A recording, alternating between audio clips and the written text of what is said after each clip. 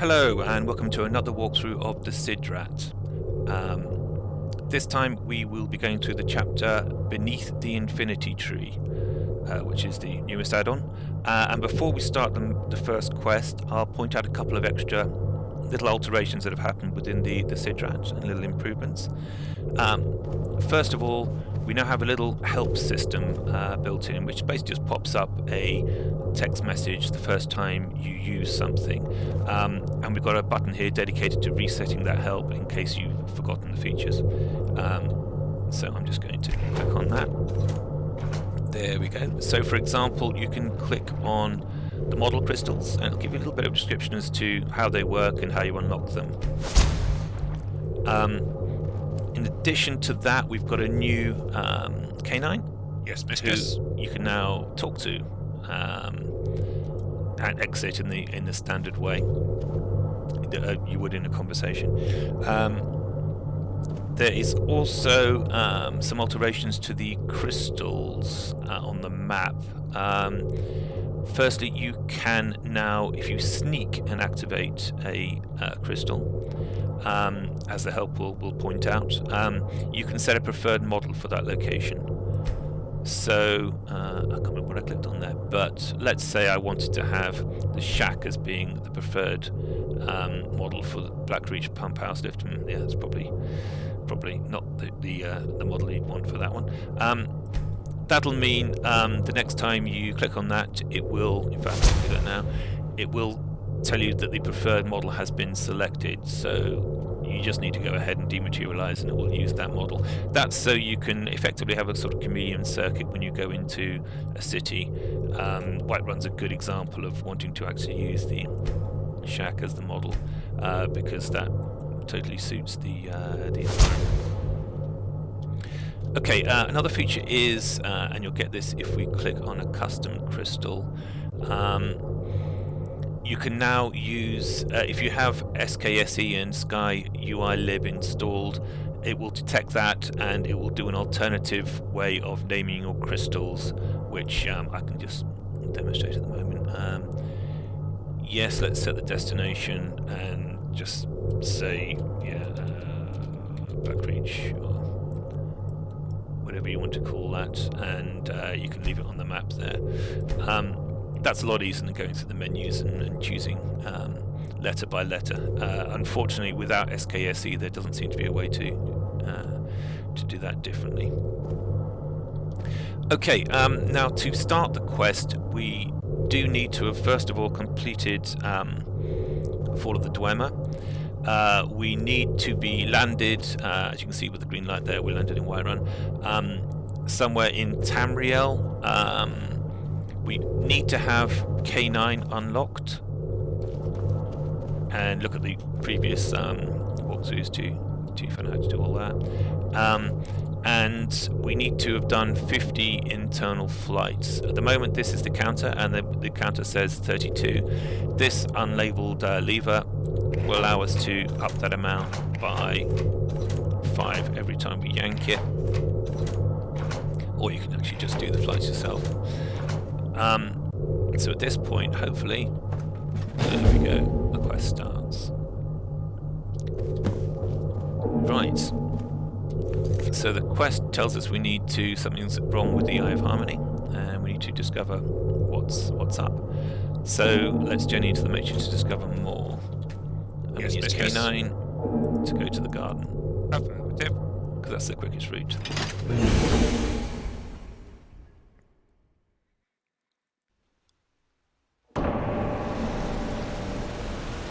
Okay. So matrix.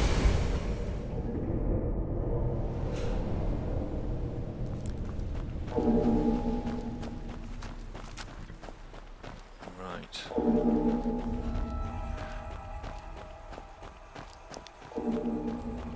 So we're being guided towards a new little boat moorings that's appeared.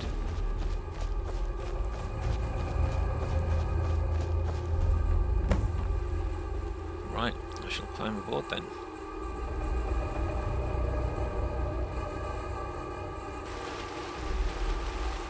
Oh, one thing I did forget to mention, another change to way the Sidrat works.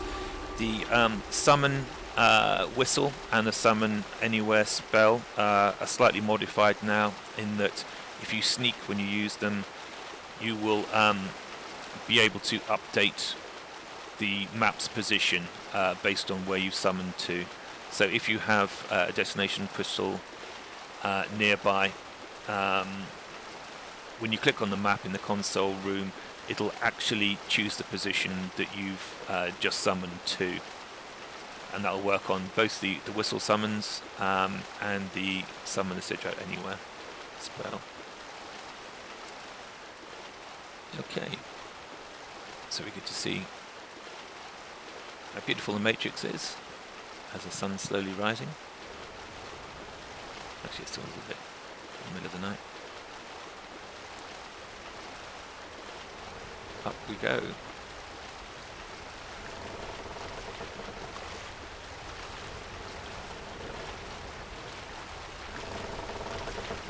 You can see in the distance there, something is definitely up with the infinity tree. It's got a thick, heavy cloud over it at the moment. And of course, clouds are just faint, wispy things in the distance in the Matrix on a normal day. But this is no normal day. Okay, so in the distance there, we can just make out there's something underneath the giant balcony there, and we're going to need that in the future.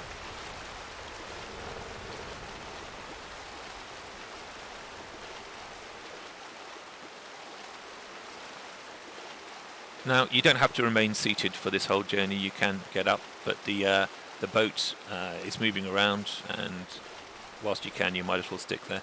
It doesn't always stay on because, well, yeah, it just works, but it only just works.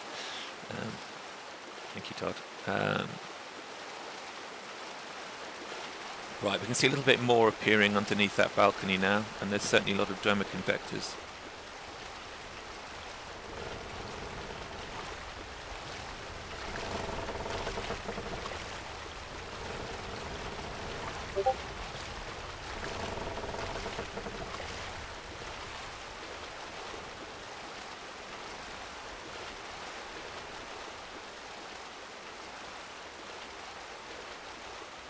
Okay. Oh, one thing I should point out, if you are going to go third person like I have, don't hold your camera underwater too long, because eventually your character will start drowning. Because everyone breathes through their cameras, don't they? That's how we breathe in the real world. Oh, I'll try and stay out of the water. I don't want my character drowning on the boat on the way up. That would seem ridiculous. The sun's coming up, so it's going to be another lovely day, unless you're actually in the infinity tree. Right, so at this point we can see there's a destination marker there, an objective marker rather, and going through, it tells us we want to find a way through the mechanical mansion, so let's carry on. Okay, and our first view of the mechanical mansion. And immediately we're under attack. Now, as with every mod, if you're finding it a little bit too difficult, the combat a little bit too difficult, do just change down your difficulty level. You can change that mid-game. There are some pretty heavy opponents in this. I put mine to a reasonably easy setting, so it shouldn't distract too much. And for us to continue through the mechanical mansion, we're going to have to remove that shield, as you can see in front of it, and also unlock it. So first thing to check is the guys that we've killed, and we'll find they've got curious black cubes on them. Now, you might remember the curious black cubes from way back. They've been in the game for a long time, but they've never had a use before. So I'm going to pick up the curious black cubes. I might already have a few others in my inventory, because there's a few scattered around, particularly down the chute in the mushroom cave. I'm also going to pick up the Centurion Dynamo Core, because there is use for them later. It's not necessary, but it makes things a little bit easier. You'll notice as you look around, there's quite a few markings on the floor. And that is connected to the curious black cubes again. There's one there, there's more here.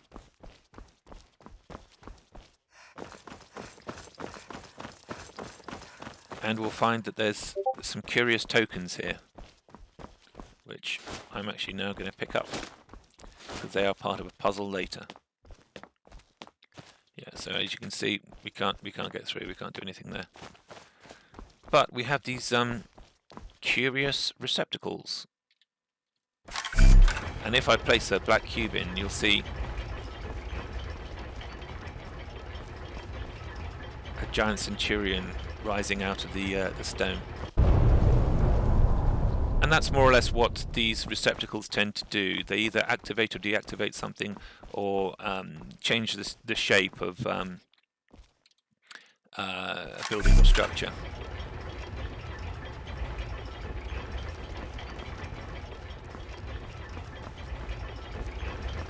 Now, the reason why we bring these guys up is because they have plaques on them, and the plaques give us some clues as to what to do now. To pass onward, you must first find your way below the Great Balcony. Well, we know where the Great Balcony is. What does this plaque tell us? 2 methods are required to gain entry. Okay, so we've got to do 2 things below the balcony. Now, if you're short on curious black cubes, because you haven't picked up any other ones before, you can always remove a curious black cube. There's always a slight delay as the animation needs to get to the point where a cube can sort of shut down the outsides and connect it to the cube inside. Both those times it's actually been quite fast.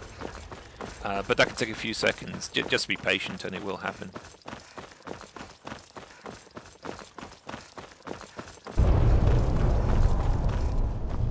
At the moment, of course, we can't actually activate all the other shapes we're seeing around in the ground, in the stone.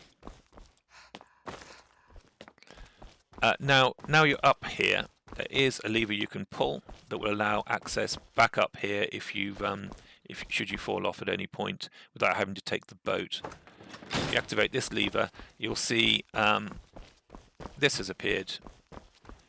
It's what I'm calling a launcher, and we'll play around with those later on. For the moment, we'll leave that be,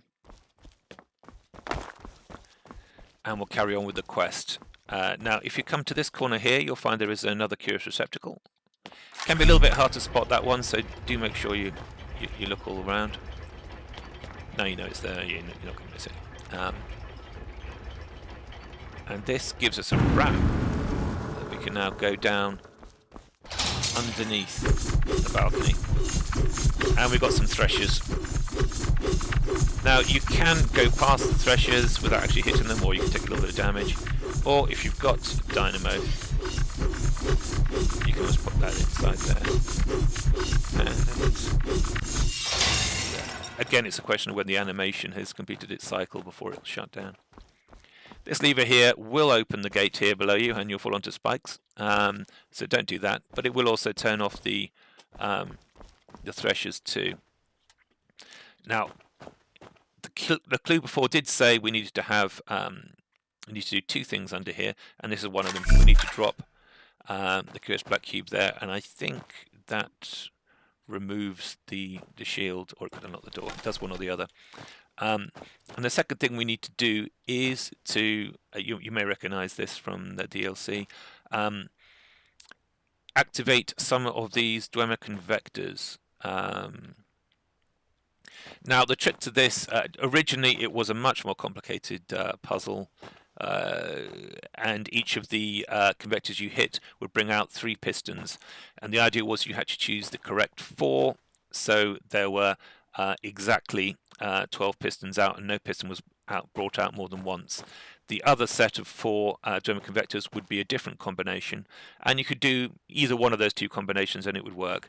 But I've had some feedback that that's a little tricky, so now you have it's color coded. So all you need to do is bring up either all the blue or all the yellow convectors, and the way to do that is of course with a bow and arrow. Let's have a look. There we go. Let's get a yellow one there. 3 of the pistons have come out.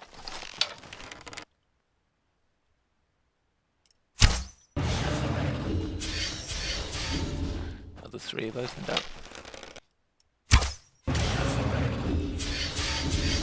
Another 3 have opened up. I've just got one more yellow one left, and I missed it.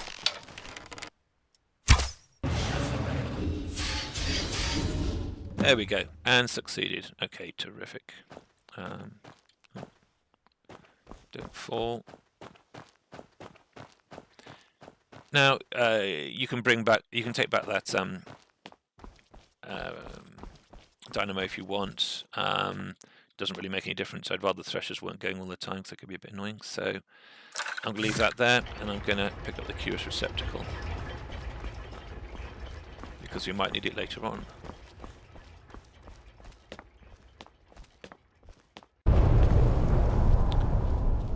Okay.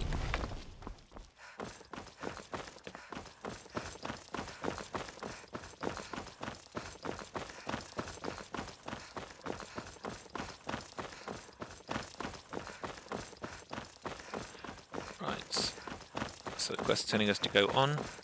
You can see the shield's gone now, and hopefully this will be unlocked. Okay, so inside the mechanical mansion, it's not maybe quite what you might expect it to be. It is in fact a mausoleum.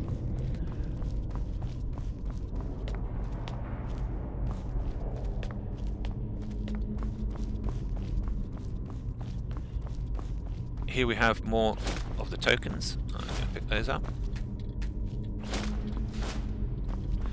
And this is a puzzle, but at the moment we don't have enough pieces to complete it. So we're going to follow on, following the arrow.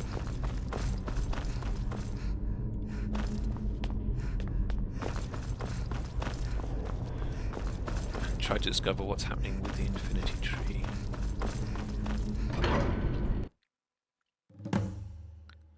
Right, okay, well we're obviously right in the middle of the terrible weather that the infinity tree's been experiencing recently.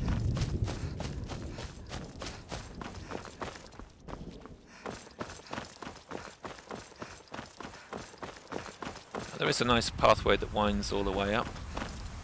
You can take the pathway, or you can cut across the land. Doesn't really make much difference.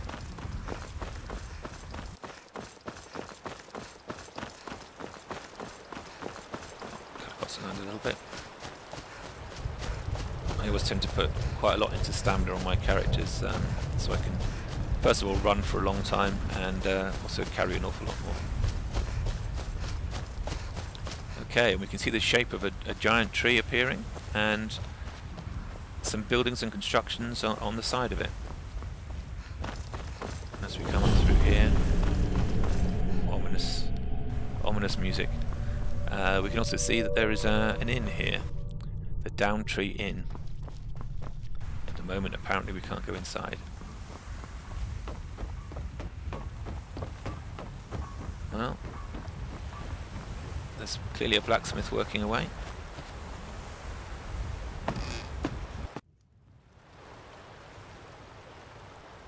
Will this never end?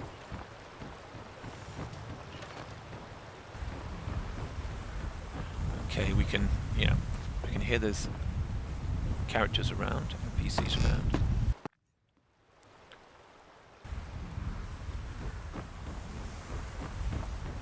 This foul storm must be an ill omen.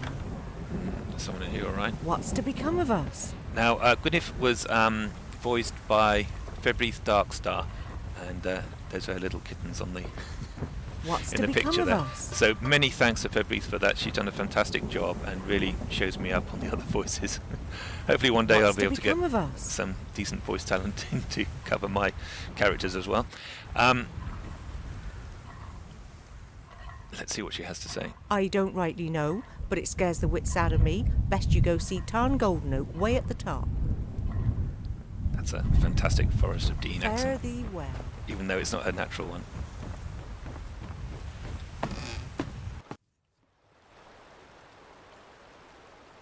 Okay, well let's follow her advice and find Tarn at the top of the tree.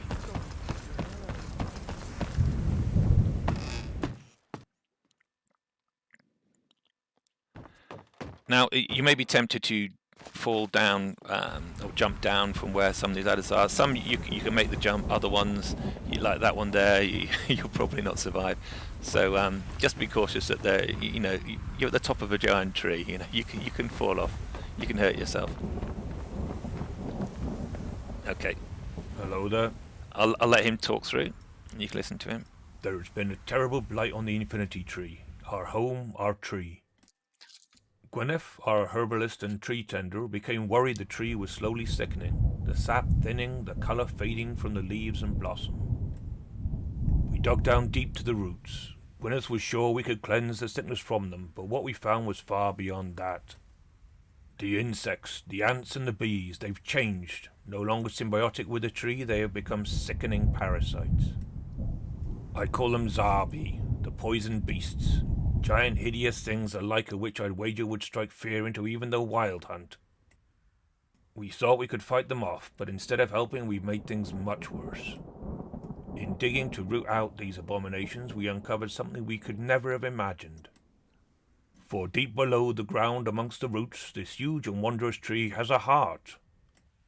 It was then the Zarbi swarmed us, but larger and more fearful than those we'd seen before, a horde of biting, spitting evil. The heart was torn asunder in the chaos, its green blood pooling on the ground. And we fled. There was nothing more we could do. They fought us to a man. My right-hand Twinter's son fell as we ran. It was all we could do to get out and lock the mine. They haven't broken through, yet. We returned to our homes as the storm surrounded us. We lacked the strength to fight back. Twinter still has the key to the Undertree. You'll most likely find him skulking around the stables, deep in his cups. Find him, take the key, rid the tree of the Zarbi and heal it. The roots will part to fire, but don't worry, it won't cause them harm. Heard thee well. Okay, that last little bit at the end is important for later, but it will actually be a little while before we get to the Undertree. Okay, let's go and find Twinter.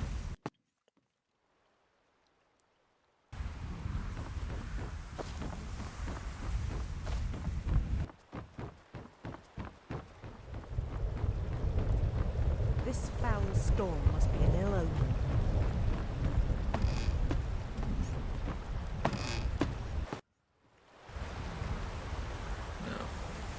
Hello, Hewitt. I'm not quite sure why he likes to come down the rope ladder, but he does from time to time. I'll have to take a look at the AI at some point. Hewitt, by the way, is actually my father's name, although not spelt with a Y. Okay, Twinter, what you got for me? Arr. Ah, he's a pirate. Well, of course he would be, wouldn't he? Shiver me timbers, he ain't no nightingale. He gone goosed out gravy. He's cold enough to freeze the balls of a brass monkey. Oh, you cheat of the wind! Ah, don't be on the flop. Okay. The quest tells us to go and see Gwyneth and see what we can do to sober up Twinter. The words he says actually do have a meaning, if anyone knows pirate speak. It might give you a clue as to what's happened and why he's drunk. Although actually we already know why.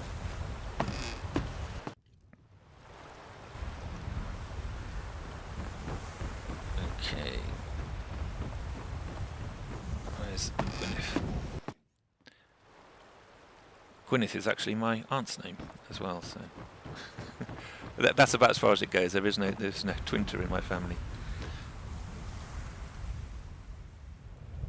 Oh, poor Twinter, he just hasn't been the same since he lost his son. Ah, hold on now. We can make ourselves a Wheycup potion. That should snap him out of it. All the ingredients are around my hut. Somewhere. I need some goat's milk, fresh garlic, and a bee, and a proper angry bee at that, if I know Twinter. Fare thee well. Okay. So we need to find 3 items. They're all unique items to this game, so your regular ones won't do. We can find things like the angry bee hiding there behind the pots. Probably angry because it's been put in a jar. There's some goat's milk down there, and the This garlic foul can be a little bit hard to storm must find. be It's an actually ill-omen. slightly outside her hut, but it is around her hut. What's to become of us? Okay. Ah, that's the badger. Give me a moment and I'll make the wake-up potion. Now then, best rush to that twinter quick before the bee drowns. Okay. Fare thee well. There we go.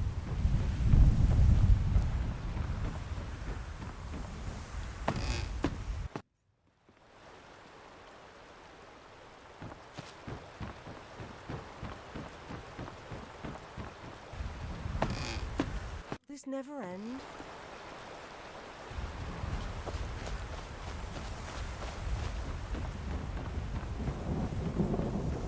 Of course, it's a little bit hard to find your way around in this heavy weather.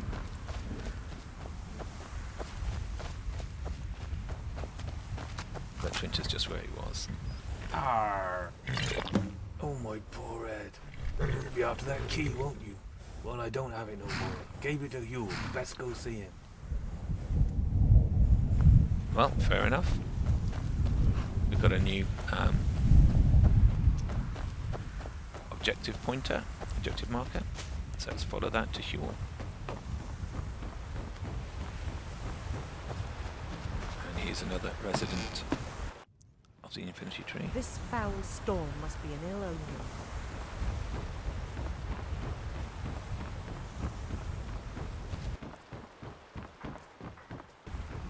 All right, Brian.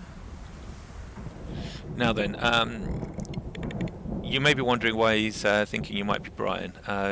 There is a BBC TV series called Zapped, which has a character rather similar to Huel Meadfriend in it, and that might explain a little bit of his behaviour and his character. Indeed I do, Brian. Indeed I do. I traded my last gin and tonic to Twinter for it. And to save us all, I will of course be happy to give it to you free of charge.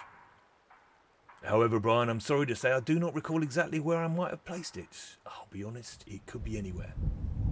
But all is not lost, Brian. As against all odds, I happen to know of a unique artifact that may just save the day. In the centre of the mechanical mansion there lies a sarcophagus, the last resting place of legendary Dwemer Nidala. And it is written, in the most unimpeachable sources, that below it lies a hidden cellar. But not just any cellar, Brian. No! In fact, it probably doesn't even have any wine in it. This cellar is described as a highly secure storage place of her greatest inventions, discoveries, and most treasured possessions. The only place in the Matrix with enough mountain fire to set the forges burning.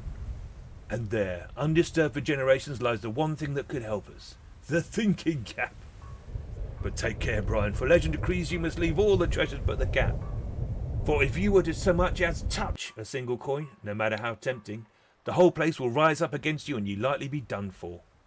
Now all we need to do is work out how we actually get into the cellar. And is this ever your lucky day, Brian? I happen to know exactly how to do it. All you need to do is take these Dwemer tokens to complete the sequence and gain entry under the sarcophagus. And I'm willing to give them away to you for the generous price of 900 sovs.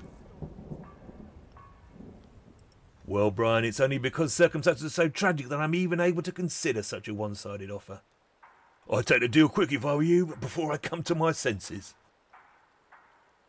Now, if you don't actually have 900 gold, he will just accept however much money you've got on you.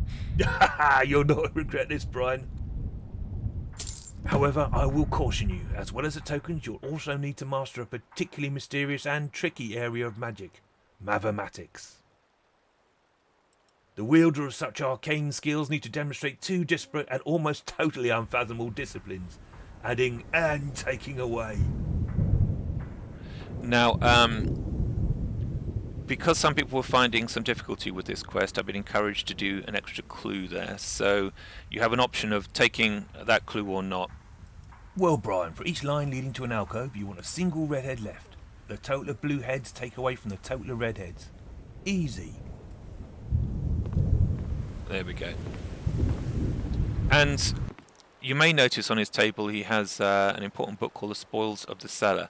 Now this describes in some detail all of the puzzles and rewards within the cellar. And it may be helpful if you're one of those adventurers who likes to go off without any clues whatsoever and work things out yourself. Then, oh, thank you. Then leave it be. Otherwise, grab that and read through.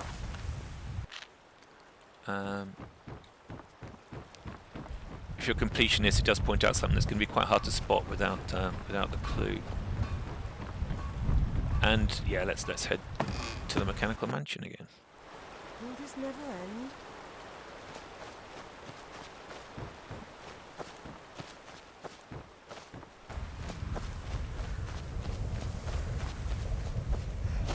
I might as well run.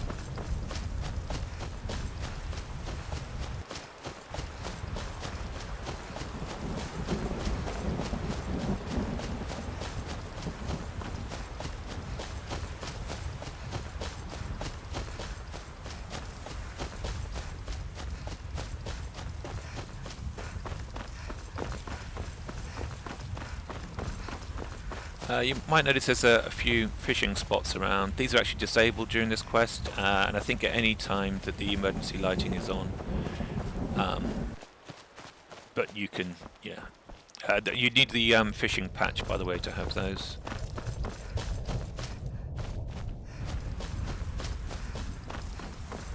Where are we? There we go. That's the way we go. Okay, so Huel gave us all the parts we need to complete this puzzle now.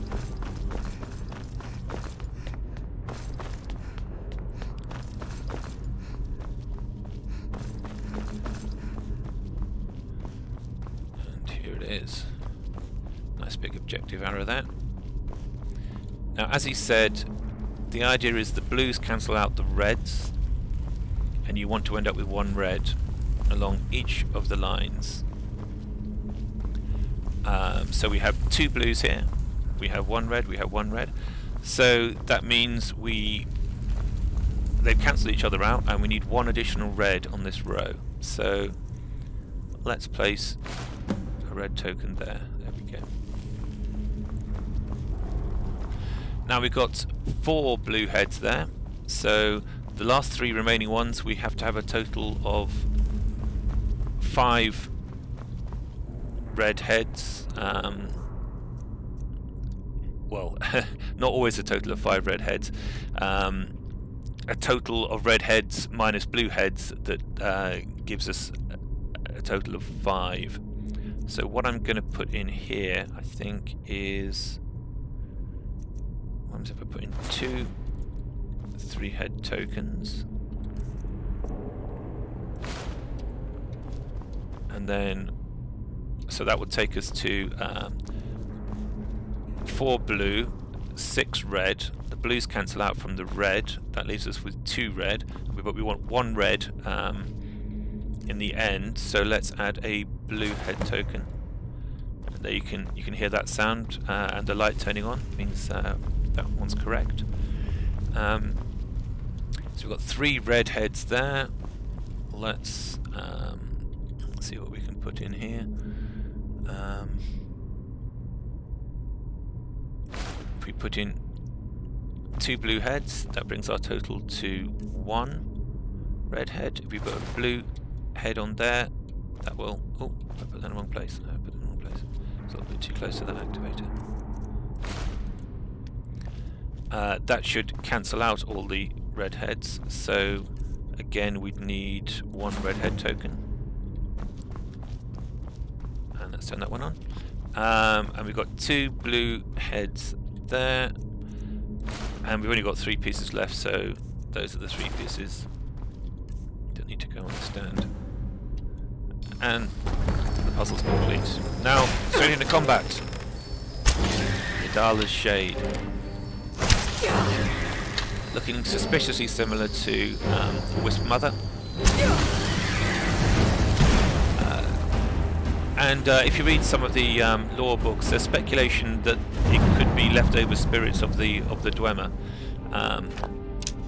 Probably not true, but maybe this is a case in point that perhaps maybe there is more of a connection.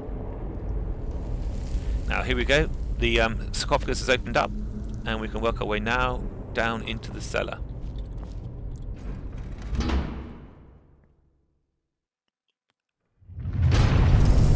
Now, if you read the spoils of the cellar, you will discover one very important fact, and that is Huel was totally wrong about touching anything except the cap. That was a little play on, you may have worked out, Nadala backwards is Aladdin, so there's a little bit of a play on the Aladdin story, where he's told to touch nothing but the lamp. In this case, you can touch anything you like except the thinking cap without any problems whatsoever. I'm just picking up anything that might be useful to us in the future, and there's some more curious black cubes there, some light arrows, and I want to grab some torches. Everyone likes torches. Again, like a lot of my dungeons, this is quite dark, and if we were to use some of those light arrows we got before,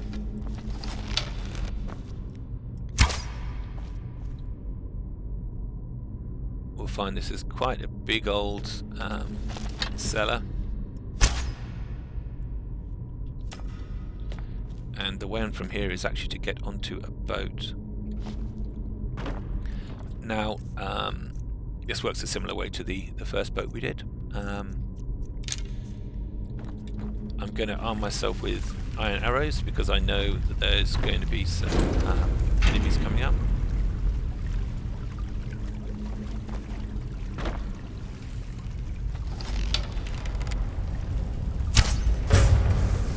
There's one there, for example.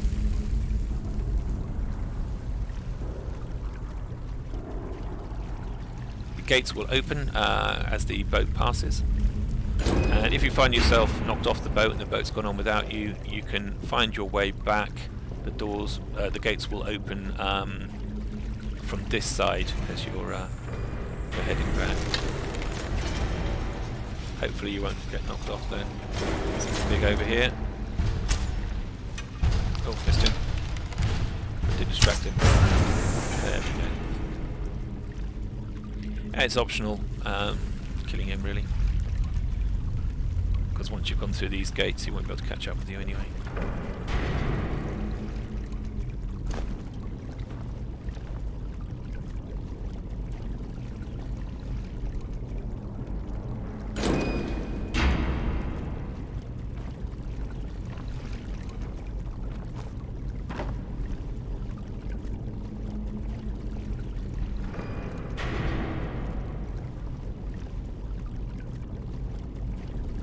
Okay, and once again our boat is going to stop off and let us jump off. We progress through here, up these ramps, and there is a bad guy. Sphere.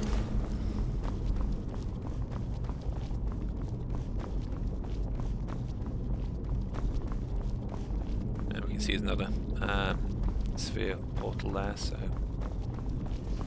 you can guess there's going to be, yep, okay. A couple more dormant spheres.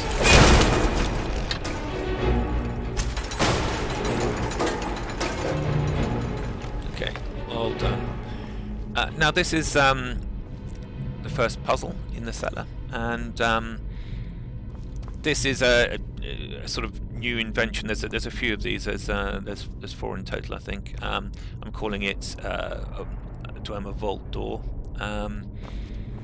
The trick to these is to press the buttons and count the clicks. Now that made a single click, and then the gate opened. This one,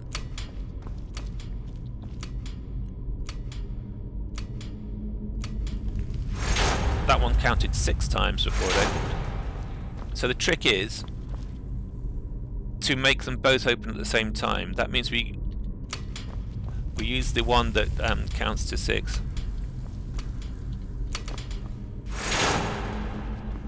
And we use the other one just as it's getting to the point where they would open simultaneously.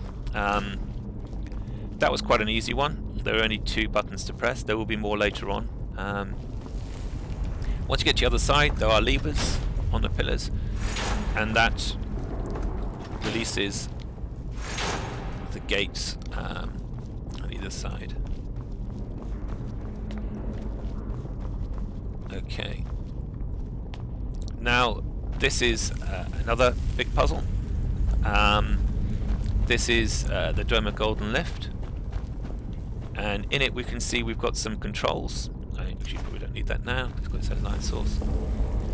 And on the other side, we can see a pattern marked into the wall. And the pattern is, again, if you've read Spoils of the Cellar, it's a path you've got to take with the lift to get down to the bottom left there, where you can see that there is a cube in the wall, a puzzle cube in the wall.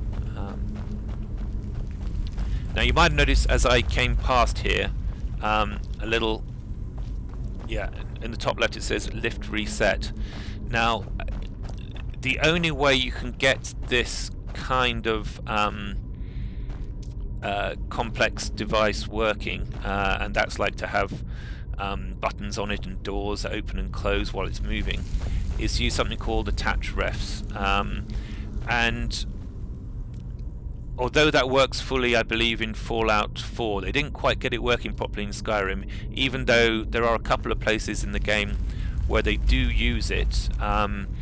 Specifically, the one I can think of is in Solstheim, the northeast island, the one with the giant Nern roots on it, has got some attached reft items onto a boat that's rocking to and fro, and you'll see a chest rocking to and fro with the boat, amongst some other things.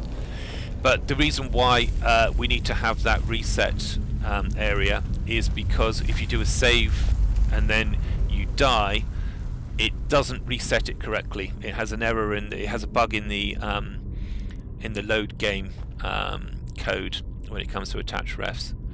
So if you find, for example, the buttons are missing or the doors aren't there, then go back over here and fingers crossed the lift reset will fix that. Okay, so without further ado, on we go.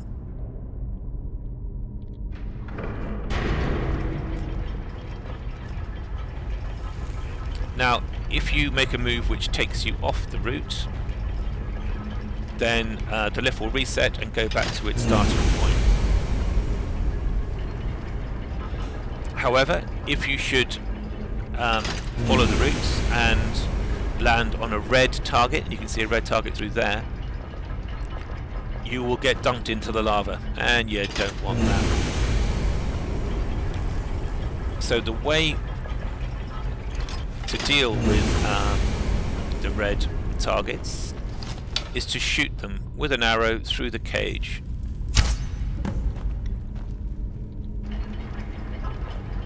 And now it's turned green, and I can move on to it, and we're fine. I should point out that it's now turned back to red, but as we're already on it, that's fine. It's only landing on it that will dump you into the lava. I should point out, if you try and sneak, then for some reason the arrows are wider than they would be otherwise. But if you're standing up, it can fire through the gaps. Not quite sure what that is. Another Skyrim oddity. Okay, let's move on through the route. Okay, we've got another red target ahead, so we don't get dunked in the lava. We're going to hit that. You can also use a spell to do that. Lightning bolt will do it. Pretty much anything that hits it. Okay. And the route takes us further across. Now you'll notice we're actually going to move 2 whole squares along rather than 1 for the button press this time. That's because it moves until there is a junction or a change in direction. It'll keep on going along a straight. I've got another target, so there we go. Down. And down. And across. And now you can see there's a rail beneath us. We're being brought across.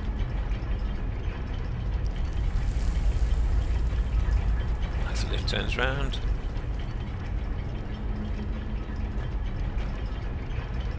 And we can see there is another route on the other side.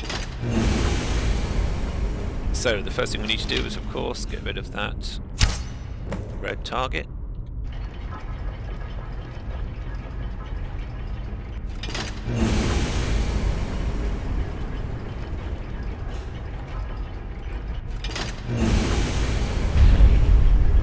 Just following it along. There's a few places where you get alternate routes you can go. You can go down those if you want, but it won't get you to the end. Just like a dead end in a maze.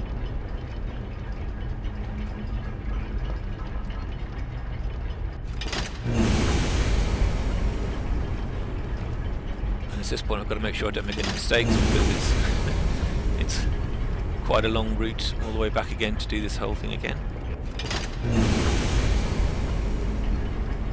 Now at this point, this is one of the harder moments, because we've got to go over 2 squares before we hit a red target there. So we've got to be quite quick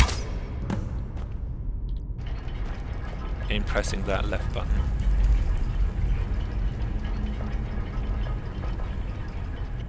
Okay, we're there. And we've still got a few seconds to spare.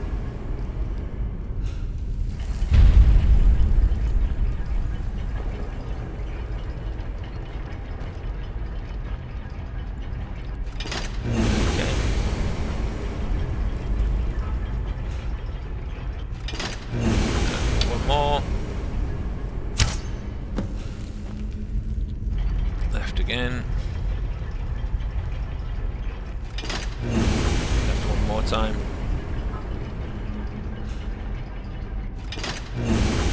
Down.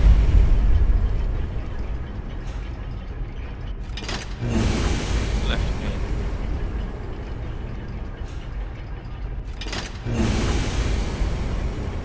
And up.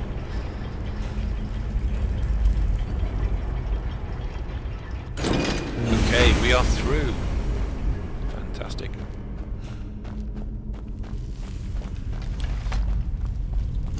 Need a little bit of a torch.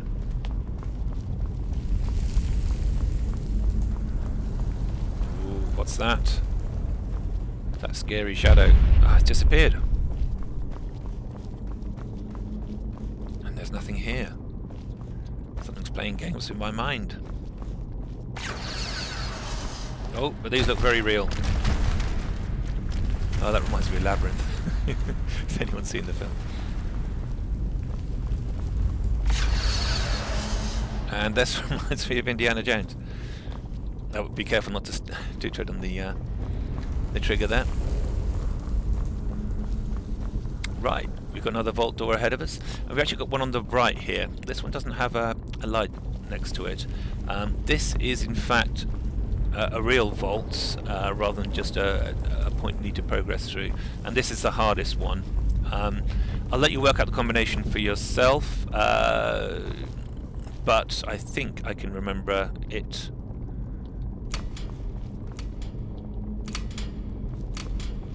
Oh no, I've got it wrong. I have forgotten it.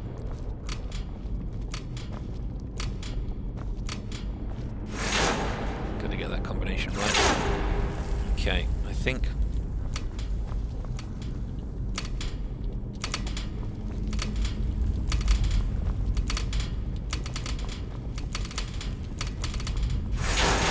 Yeah, that was right.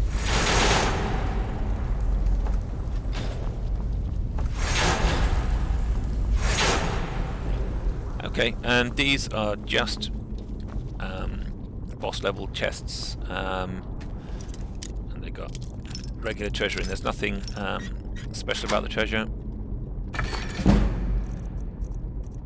Lovely treasure, there we go. But you got 3 of those. You deserve it if you got through that one because it's quite a tricky one. Now this is the way on, so the combination is this.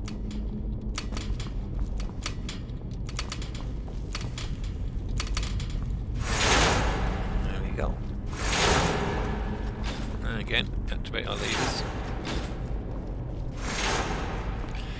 And this is the, well, it's not the hardest one, the vault was the hardest one. This is still a little bit tricky though. Again, you need to count.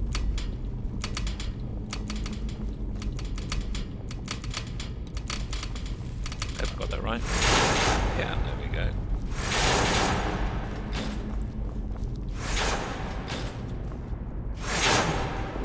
Okay, on we go. Now we've got another boat journey to do. This time, instead of having an homunculi, we've got Dwemer traps.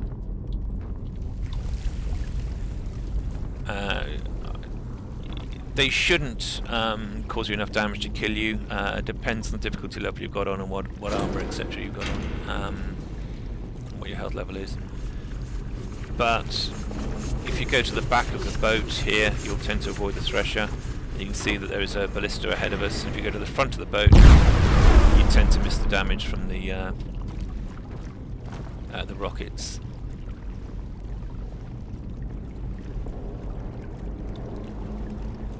And then we carry on.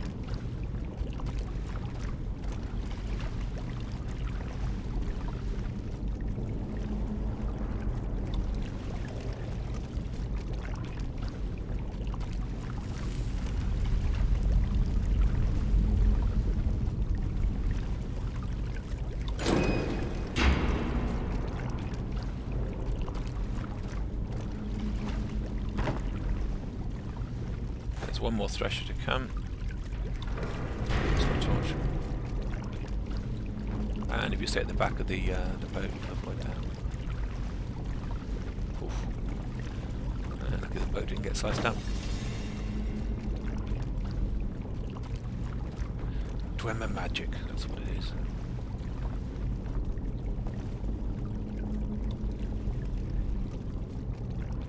Okay. So Nidala's cave, again, that might, people might be able to work out where that name comes from.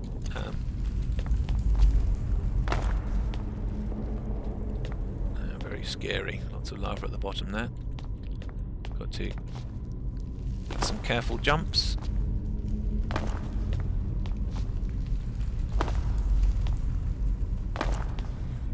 Delicate falls. Oh.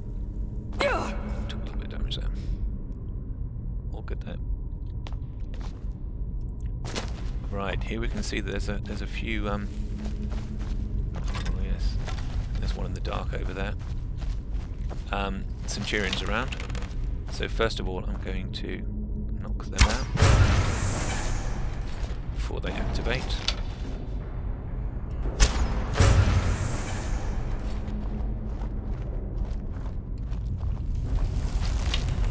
There's one in that alcove there, you can just about. And we've activated one of them. We can't get that one before it gets activated. Okay. And moving on.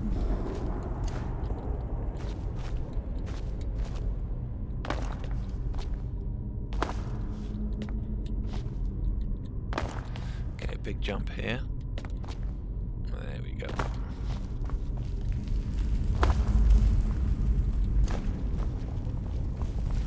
Here we go. Some interesting Dwemer heads there. They might be familiar to other fans of Doctor Who. And a mysterious floating carpet. And some treasure, which again you can just help yourself to because Huel was totally wrong.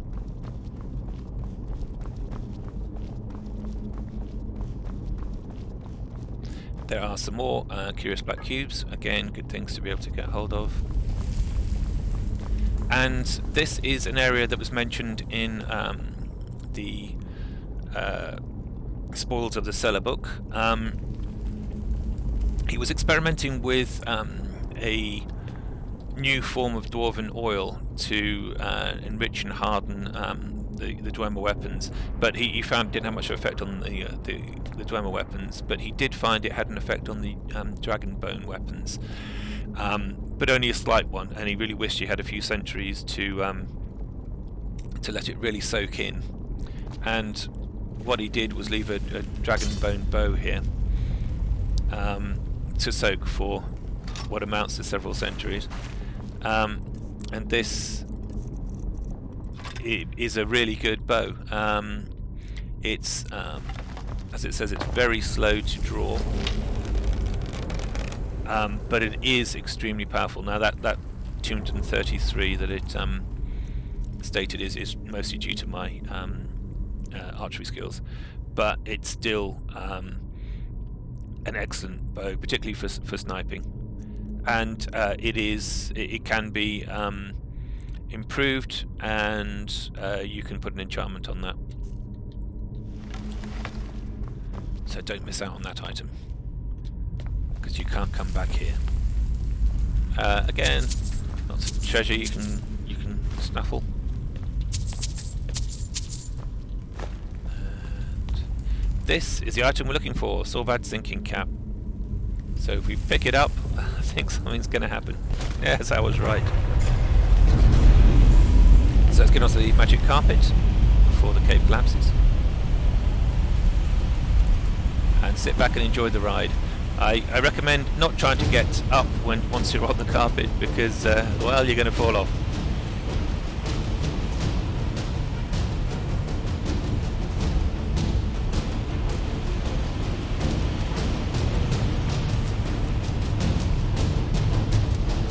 And as we travel through, we'll see the lava rising.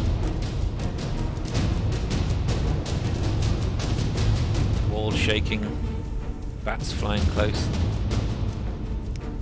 All very scary stuff. Just stay on that carpet.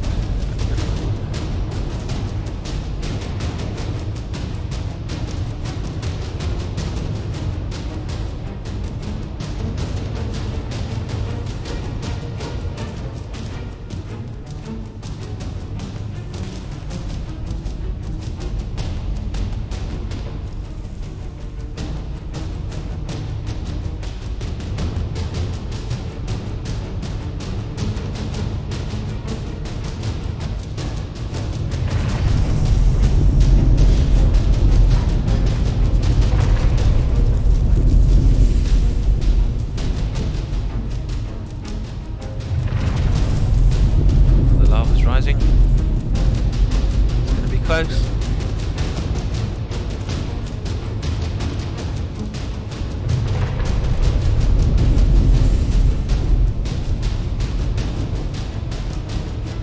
Oh no, the door's shut. Ah, it's open. Thank goodness.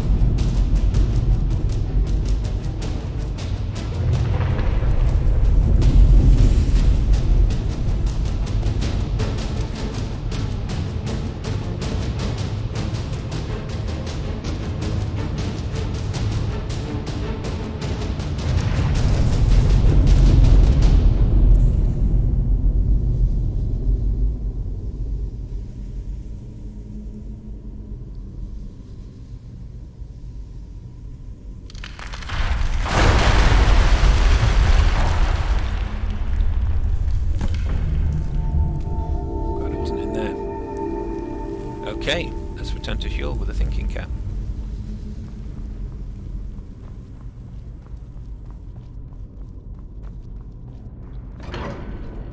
Now the thinking cap is actually a really excellent item. Its enchantment allows you to... Oh, gone the wrong way.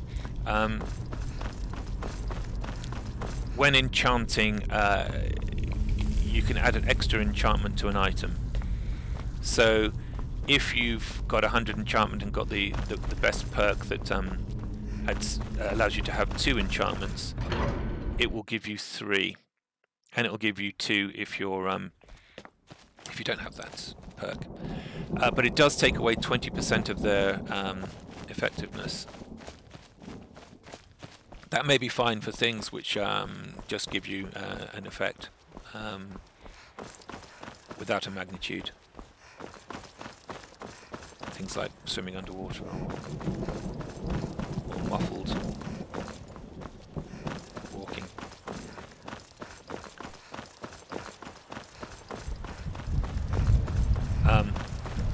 And for the moment you'll give that to Huel, but you'll be able to buy it back off him later on, as you'll find out shortly.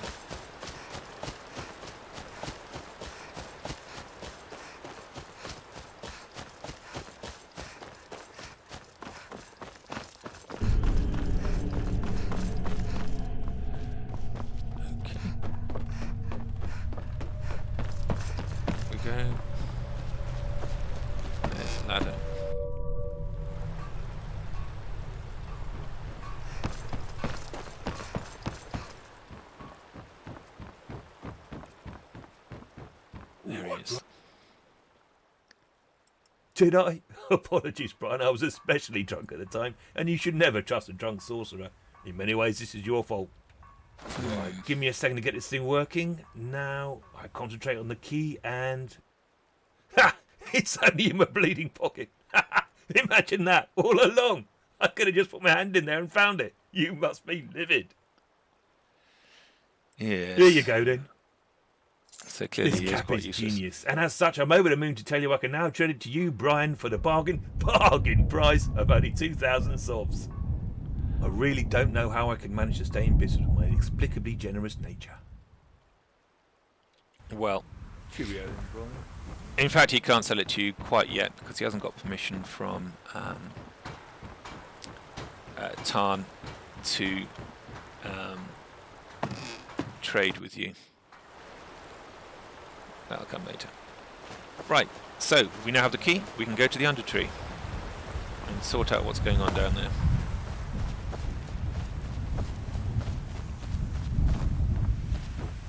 I've got another one of those locations where things appear to be hidden in the stone. Okay, here we go.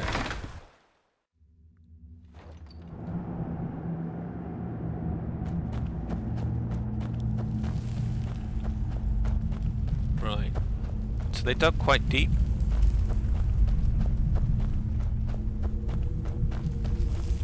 And as we go down deeper, you may start to hear a sort of irregular heartbeat.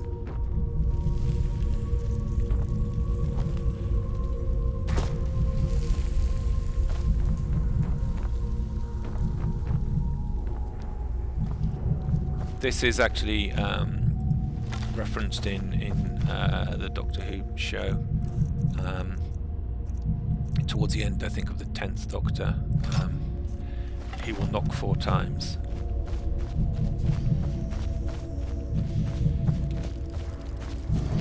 And here we have the Zabi, which they were talking about. They probably look a little bit familiar to you if you play Skyrim much. But they're a little different. They've got a slightly different combat and look a little different. Oh, leaping out of me. There we go.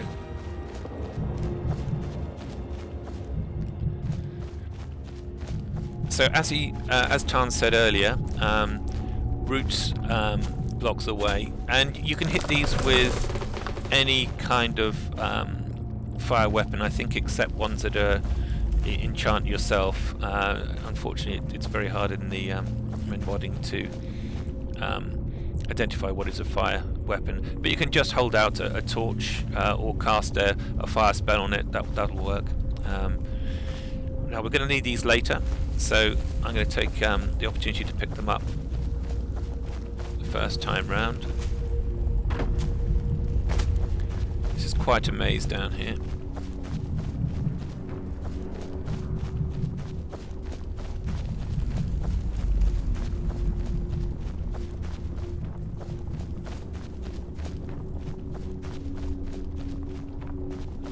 roots. Again, just holding up that torch. Easy trick.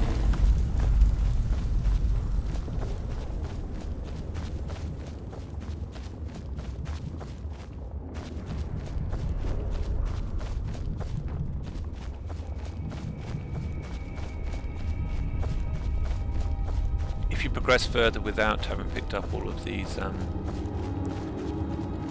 pipe spare parts, there will be quest markers for them.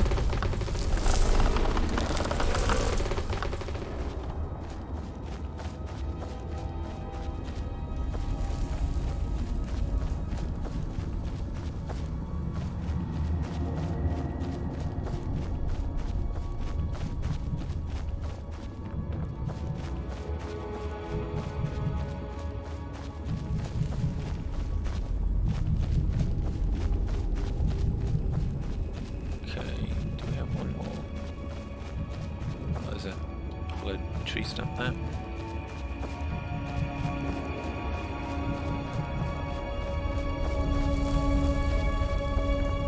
Oh no, I think I've got the one.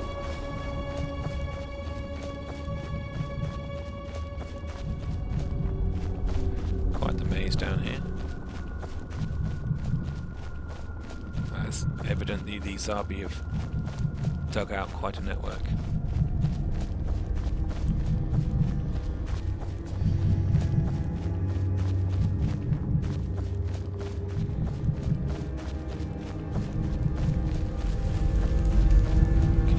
Getting a little louder.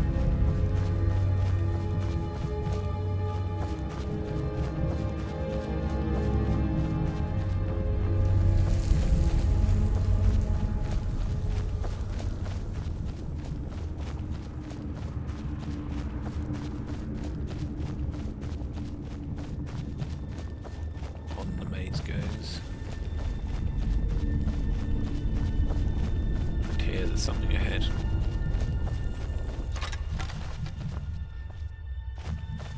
Now if you look carefully, there's a couple of soldier Zabi ready to ambush us, so we can knock those off ahead of time.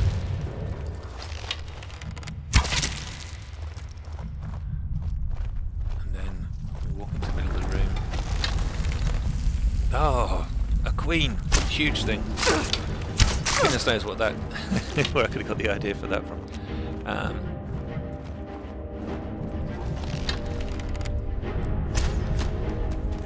Might look a little bit familiar to anyone who's been to Switzerland. So she has a unique item, ingredient on her, the Zabi Royal Jelly. It's very good for healing potions. I believe, I can't remember exactly what it does. It's clear that this is the sort of brooding chamber.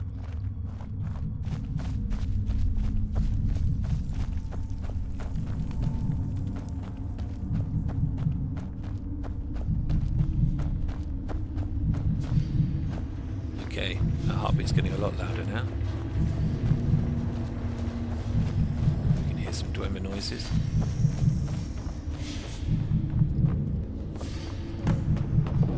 And here we are, the dual mecha organic heart of the infinity tree. Green blood pooling on the ground there. You might be able to detect some console room noises to make it clear that this is clearly an important part of the Sidrat.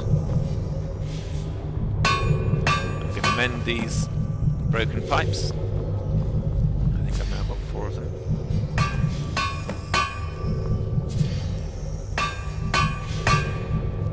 There we go. And immediately things are sounding better. The heart's beating a lot more regularly. Cleared up. So let's go back to Tarn.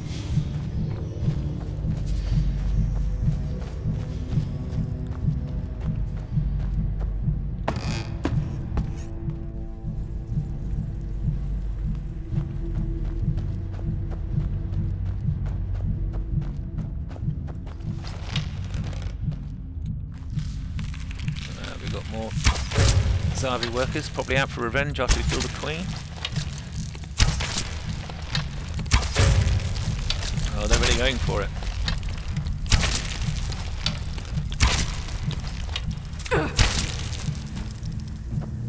There we go. Hardly even affected me.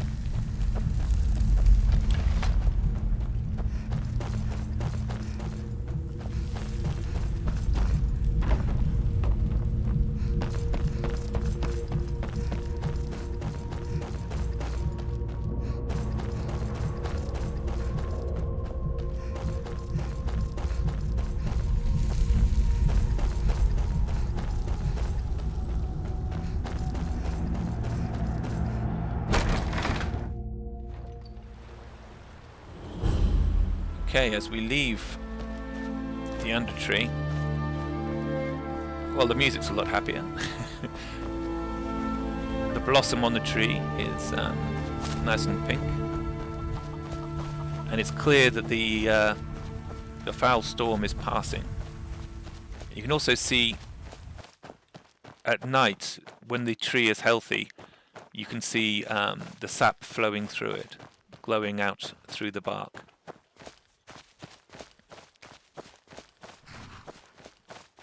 Suddenly things are a lot nicer around here. Okay, let's travel up to Tarn and see what he has to say.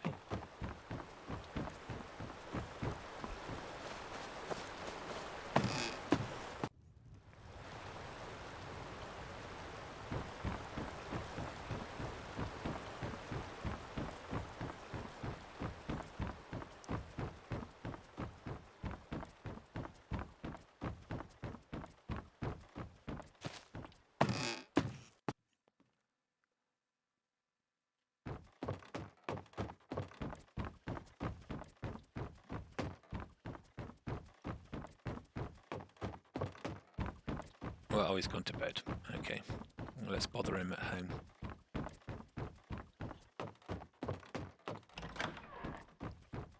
Here he is. Hello there. I'm sure he'll want to hear this news, even though he's trying to sleep in all his clothes. Well now, I didn't think it possible. We noticed a change immediately. I proclaim you friend of the Infinity Tree, and I've told the village vendors they can sell to you. If you help them all out, I'll also grant you ownership of Treetop Lodge.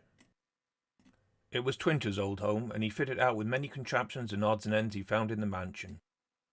Don't worry, he won't miss it. A treetop is no place for a drunkard. I've also declared a celebratory festival, and we've opened the Down Tree Inn. Now, if I were you, I might also go and investigate the mansion's pavilion. Never know what might be working now the heart is mended. Very well. Okay, there we go. So we have completed the Infinity Tree quest. I'm going to leave it there, and I will do a follow-up that covers the features that we've unlocked, the extra items, and the currently 3 quests that you need to do for the residents to unlock the Treetop Lodge. Okay, have a great day. See you soon.